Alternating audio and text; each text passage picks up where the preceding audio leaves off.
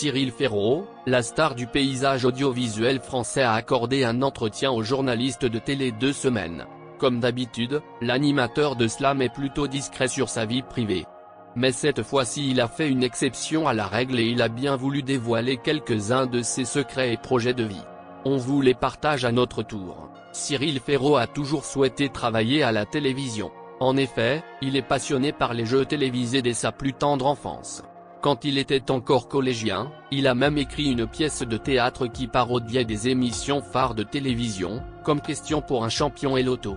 Il rêve de travailler à Fort Boyard et décide d'envoyer des courriers à la production en proposant tout un tas d'idées sur de nouvelles épreuves. Un jour, son rêve se réalise, car la chaîne France 2 le contacte. Alors, à 17 ans, il quitte sa ville d'origine pour aller sur Paris pour rejoindre la société où il est embauché en tant que stagiaire.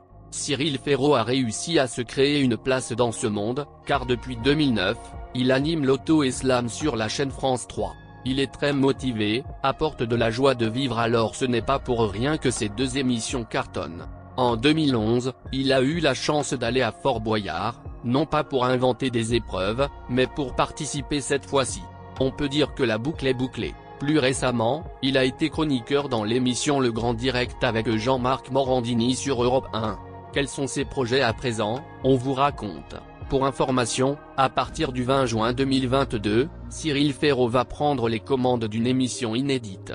Un genre de concert baptisé Musique en fête pour l'occasion de la fête de la musique. L'animateur de jeux télévisés a fait quelques confidences pour cette occasion aux journalistes de Télé 2 Semaines. Ils sont revenus sur ce nouveau challenge qui le motive, mais aussi sur des sujets d'ordre privé. Le beau blond a toujours été discret, mais il semble avoir décidé de faire une entorse à la règle.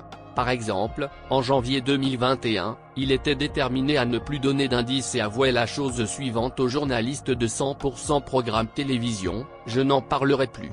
Je ne dirai plus le moindre mot sur le sujet. Même quand je dis que je ne veux pas en parler, je me retrouve avec 15 articles sur le net genre. Cyril Ferraud donne un énorme indice sur sa vie privée, disait-il.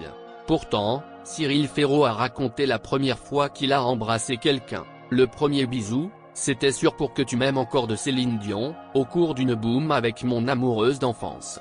Ça se prêtait mieux à ça que Tout est fini entre nous de Lara Fabian, dit-il en plaisantant.